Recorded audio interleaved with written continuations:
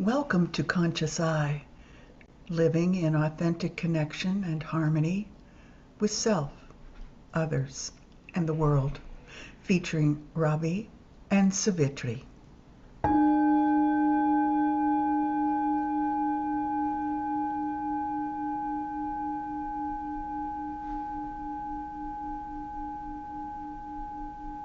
We're ready to start our first episode, and I'm really excited about this. Yeah, me too. And I noticed, you said before we started recording, we're both wearing blue. And I typically would put on like a lighter color, something like white, to balance out, bring about. I like to wear white when I'm doing my dharmic work. I feel like I like that feeling. But today is Saturn Day. And I recall one of the last times we spoke, and for anybody who doesn't know this yet, Trudy has been a great friend and guide of mine for a while. And I remember you encouraging me one day, when I was having a really rough week, to wear blue on Saturn Day. So it's that grounding, stability, and um, so it's what else is it? Intelligence. We'll see about that as this goes on. But yeah, I decided to wear my blue for Saturn Day and have my Yeah. Blue cup. yep. I'm prepared. Saturn isn't Blue going to cup. get me today. Mhm. Stability, discipline, intelligence. That's what Yeah, this. and it's interesting. We were having a conversation around Dharma, and just a little sidebar, and maybe a window into our world as to where we were for the first 10 or 15 minutes that we got together this morning. A little technology snag, which, really challenges us in a way of being karmic. And then it gets into our dharma a little bit, and we start thinking about, uh, yeah. Oh yeah, that yogic, peace and calm goes right out the window when I start having technology problems. But I think this is just me, but I think it's very yogic to clear the throat chakra and get things out when you have to. Yes. We can't, yeah, it's part of our shadow side and our shadow work to allow those aspects of ourself to come out. And that's funny.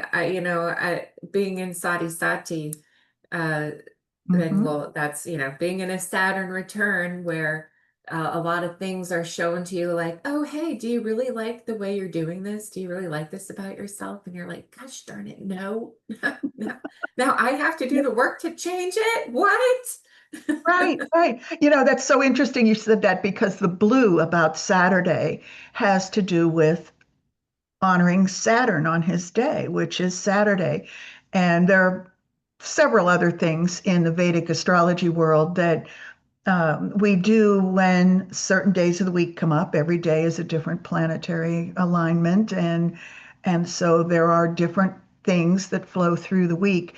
But since we're here on Saturday talking about blue and your Sati Sati, which is your Saturn return,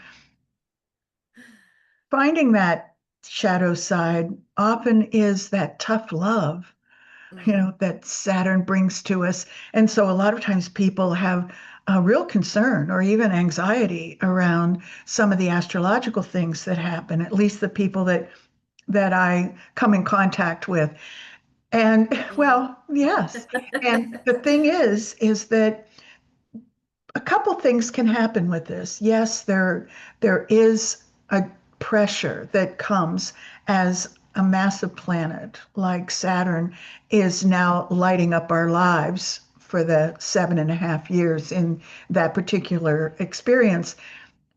The thing that really happens, though, is what makes it more personal and internal is that have you ever, well, when you buy a white car and a certain brand, all of a sudden you see them all on the Mhm. road. And so your awareness is heightened to that because it has become a personal thing. Same thing with other things that you do in your life, things you didn't notice before, but when you bring them close and Mhm. into who you are, suddenly it's like the whole world's doing it, right? It's like, wait a minute.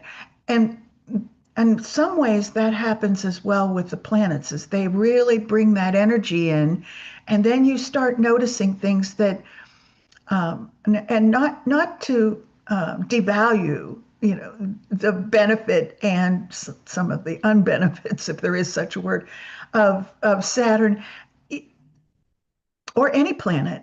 It's that we come into this and those things were always there. But now we're Mhm. just more aware of them. So we're aware of those little eruptions, like you Yeah. watched me have this morning with technology as we were getting started. And my story about 2 days of updates that made a couple days of interesting times. So, yeah, the shadow side is always there because the light is shining on us. And so the shadows get really long and very well Right. defined. And we know that just going out in the sunlight during the day, we can think about that as a symbolic way of thinking about where is our light side and where's our shadow. Yeah, yeah, no, that's so accurate with Saturn lighting up those things. And I, yeah, they've been there all along. I've always been this way, but now it's like, oh, I see that. Ugh, and it's an opportunity to do things differently. But what's interesting, and it's that whole old adage of, you'll keep getting the same lesson until you learn it. Mhm. Um, when you start, I mean, it's funny how long you can live life in a certain pattern, and it's like, why is this always happening? And then all of a sudden, Saturn starts shining its light, because it's back returning to your moon. You're in Sati Sati. And you're like, oh, that's been me this whole time. Then you start seeing all Right. the things, like you said, like the cars. And, Mhm. it's interesting. I remember, I think it was from my coach training. I mean, this was back in 2012, but it might have been somewhere different, but where we were introduced to the reticular activating system. Mhm. Mhm. Some neuroscientist who's listening out there one day when this comes up in history as one of the most brilliant podcasts ever. Somebody can correct me, but the reticular activating system, it's interesting to me how these things that we've known for a long time, ancient wisdom, like, yes, Right. this is an internal thing. It lights it up. You start noticing it. It's part of how the energy works, the greater energies work within us. And then now in the modern world, we call it, oh, that's the reticular activating system. As so Mhm. there's Yeah. that, Mm. there's a scientific tie there, because it is, a thing that, yes, when something is brought to your conscious attention, is no longer in your subconscious, like, why is this happening? But into that conscious attention, it's like, I remember driving my niece around in my car when she was little, and she's in a car seat, and you're always trying to keep kids occupied, and it's like, let's look for pink houses, and I'm like, why did I say pink? We'll never see a pink house. And she's like, there's a pink house. There's a pink house. It's like one, two, three. So it's just, I think that's interesting too. And one of the reasons we're here to do this and talk in this podcast is to share those fun ways that, that the ancient world is really connected with us here. Yeah. We call it different things. We've attributed it, to different, we tie it back to different origins, but that has always been here, and that's the constant, and that's exciting, is how can we reconnect with the energies that have been woven into this fabric of time since the beginning of time, since before time, and how can we reconnect with those to live a more rich and full life? And gain the benefit of being here on Earth at this Yes. moment. Each age, each historical event creates a collective environment that we all individually respond to. Some react.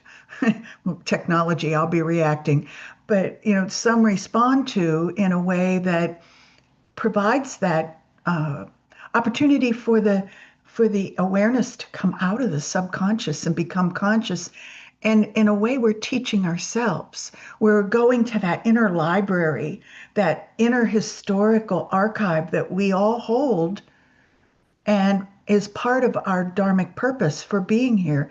And as we live life and we become more aware of all these different moments, different responses, different choices, because free will is in there. I mean, even Mhm. when I do birth charts, I say, okay, here's your roadmap, here's your blueprint. This is what happened energetically at the time of birth.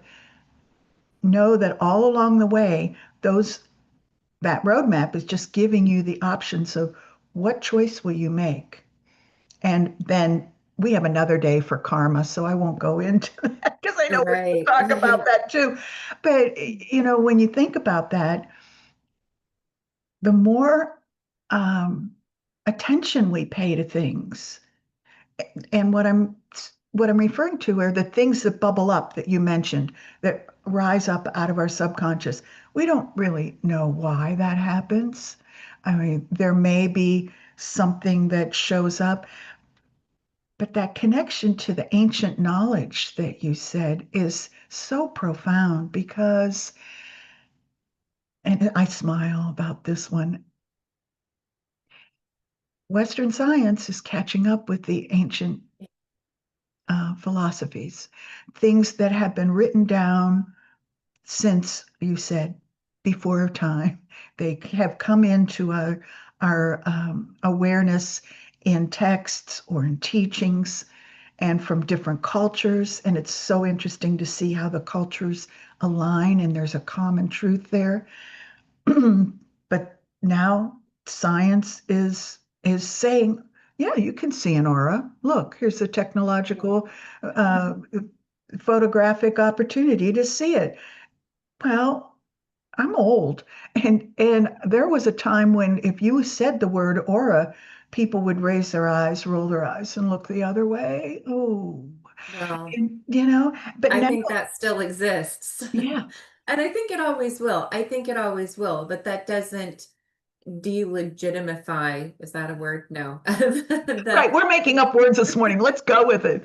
what they say, it's that's the thing. When life gets bonkers, just get more bonkers with it. We're all just making Mhm, it up as we go along anyway. But that really reminds me of I know in Remember Be Here Now, I think Guru or or Ramdas, mhm, wrote that, mentions, and of course he wrote that kind of, in the wave of the hippie movement and looking mhm, for that deeper meaning. And of course, that was, LSD was a tool for that. And mhm, so that was the whole rage, and everybody was doing LSD to and see the bigger picture and feel more connected with nature and everything around them. And I believe in that's the book that he takes that, LSD up to a monk in the mountains and somewhere, and he does it and he's like, yeah, that's pretty much what life is like after meditating, for all that time. And I mhm. remember too in a yoga teacher training, and I wish I knew what book this came from, and I need to ask my teacher, but he was explaining how the same type of thing where an anthropologist and group of scientists went into a very untouched part of uh maybe the Amazon. This is just me retelling. So Right. my details Mhm, may be sketchy, but and encountered one of a shaman in the uh tribe of people they found. And this shaman was, producing images of cellular structures, that they saw when they went on journeys. So that idea of science just now catching up, those things that, they've been here. Um, and they can help us. I love what you said, gain the benefit of being here, because being here can feel like such a chore sometimes. I'm not gonna absolutely. lie. Yeah, right. I I get ain't it. gonna Yeah. lie. But it can feel like such a chore. And I had such a huge lesson in this very, very recently, which you're very aware of. I've been having some multiple existential crises, and very recently, it's like what that we hate the adages when they sound so flippant when you're on the opposite side of them. You know, it's a when you change the way you see things, things around you Oh, change. right. And when you're in the mud and muck and somebody tells you that, I just want to throat punch them. But then you get out of it and you're like, oh, I changed my perspective and everything changed. Well, and that comes from external advice too. Sometimes we're not in that most open mindset to receive someone's response to that. And I get that, where you just take a deep breath. The tip of the tongue comes to the back of the top teeth, and you think to yourself, and and then respond if you can. If it's But worth yeah, it. If it's worth it, because sometimes it's like, why did I not just step away from that? right. Back to the technology thing, I like to say yes in my yogic when I'm all in my yoga flow. It's like, oh, this is bothering me. I'm just going to step away and go do something else and come back to it. But no, I'm going to be human. I'm going to fight myself for like 2 hours too long, clear the throat chakra with many swears. And about get come so close to destroying my laptop and then walk away and then come back. And then it's Yeah. like, here you go. Yeah, and That's we practice every day. We do. We have practices, and when you become consistent with practices, it helps expand the duration of that intensity that you might experience when you're on the cushion or on the mat. And that's what yoga is about, right? Is uniting that experience of coming to that specific focus for that time period, whatever that might be, however long you have, and bringing that into your daily life. And there are times in practice too where we get frustrated. It feels hard. Mhm, mhm, It feels mhm. distracted. It feels like maybe I don't want to do this today because I have a lot to do. But the point of it is the discipline. The lesson is really about discipline.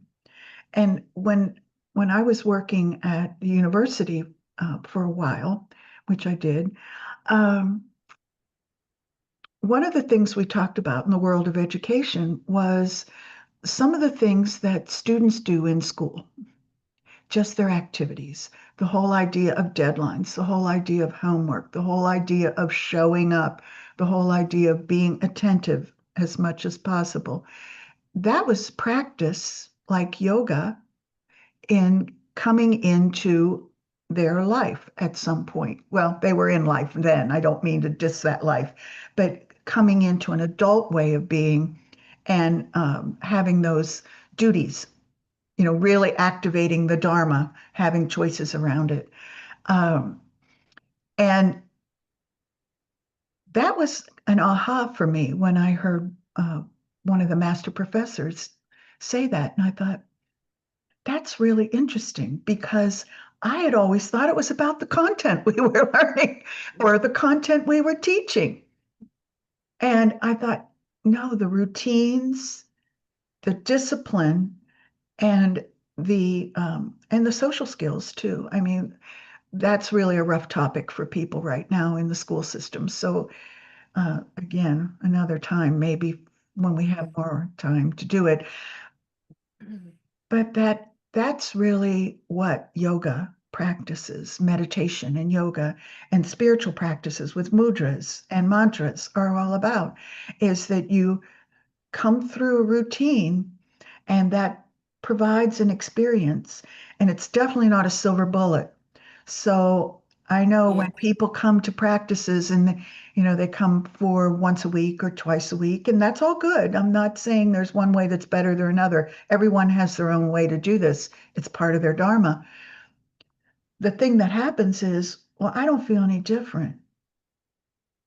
for real. And yoga is lifelong. It's Yes. a lifestyle. It's a way of being. And that's the whole idea. That's like the homework. That's like the showing up.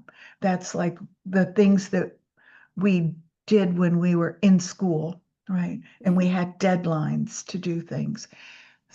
Well, being a Pisces sun moon, being in that, being a person who likes to experience altered states, there's many ways to do that.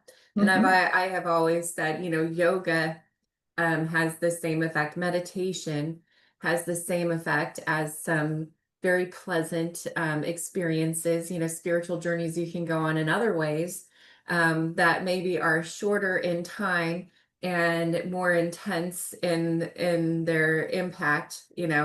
But in yoga and meditation, that practice, which is a daily practice, and of course, there's the 28 stages of meditation, and there's boredom, there's frustration, there's rage. I've been so ragey in meditation. It's like I do not want to be here. Things come up. And then there is the you're not always in that state of bliss. You're not always in that state of, moksha or union, or this is what it's all about. I see the fabrics of the universe and how they're weaving together, and it is worth it. It's worth being here. And I see my part. And then it dissipates. You get that, but it's that practice and it's that consistency, because it's that macrocosm or the microcosm of the macrocosm. When you're on your mat, that's a micro, you know, practice of what's going on in the macro and how we connect with it and how we live with that in greater flow. And then, we come into that union with it. We're in that flow instead of trying to control and maneuver and Mhm. we lose sight of what we're really here for, which is just to enjoy and gain benefit from being here. And I hope that's what we can bring to some folks, through our conversations Yes. and through the work that we've done and that others have done, and sharing that wisdom from other teachers and leaders and but I think too life experience, our own life experience and um the we're in this day and age. You can Knowledge is at our fingertips. It's what do we do with it? How do we experience it? How do we experience what we know? When we learn, when we welcome this ancient wisdom back into our life, how do we use it? How does it show up every day? How can it help us enjoy our experience here more? Because again, I think sometimes um, it can feel like being here is more of a punishment than a than Yeah. a Yeah. pleasure. So And it's elusive. What you said about, oh, there it is. I'm experiencing it. And then it's gone. Because when we name it, it no longer has the integrity of what it is. And it's really difficult to come up with words around it. And there are thousands and thousands of pages trying to describe it written, mhm. and lots of dialogue added to that. And I think when we talked about what we wanted to do, when we get together and have our dialogue sessions, just chatting, when we chat and visit, this idea of the podcast came out of that. It grew out of that. We thought maybe other people would like to be involved in this, and we would love that. Comment, like, subscribe, Yeah. get involved with us. And uh, we have had several brainstorming sessions over the last couple of weeks that have brought us a very long list of things we'd like to just have more dialogue around. Because as you and I talk, Ravi, there are things that are happening. I'm not sure about you. I can speak for me. Um, I'm putting things together. I'm realizing that some of the things that happen in my life also are happening in yours, and in a different way, but still very foundationally similar. And I think that there are a lot of people out there that are right now wondering, well, what the heck is Dharma and what's my purpose? Why am I here? And people talk about this karma thing, and I don't want to be afraid of that. Well, there's two sides. I mean, there's good karma too, and we can talk about that. So these are things that you and I have wrestled with since I don't know when. It's been 6 or 7 years we've touched base on some of these topics. So it's fun to get going. I'm really happy to be here. Yeah, same. And I think, there's a lot of topics that have come up through conversation that we want to share. And I think in the past, well, I mean, the world changed with COVID, and it was It like, did. oh, we all really understand what isolation means, being alone. I think that was hard for some people. Being a hardcore introvert myself, I was like holed up in my house for months. You know? Let me, just let me get the toilet paper and we'll be good, because I actually had come back from Florida. I think I had gone to Florida with literally like one roll of toilet paper. And it's like, oh, I'll just get that when I come back. I came back to stand in line at Target to get toilet Mhm. paper, Yeah.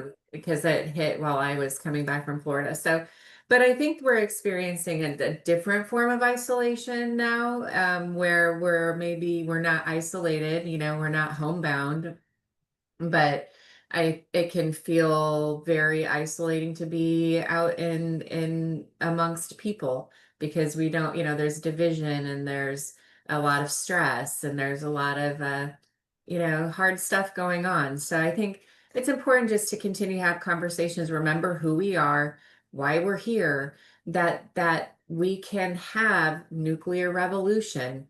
And I know when I say that, that's, we'll mention that in upcoming episodes. When I first heard that, I was like, no, no, nuclear, no. But then nuclear changed from within, Right. where we are the nucleus of the universe here, right? We're just each one of us. So just remembering who we are, why we're here, and coming back to gaining, I'm going to say it again, gaining the benefit of being here, and just enjoying being here, and sharing our experience, the experience we're having with others in the collective.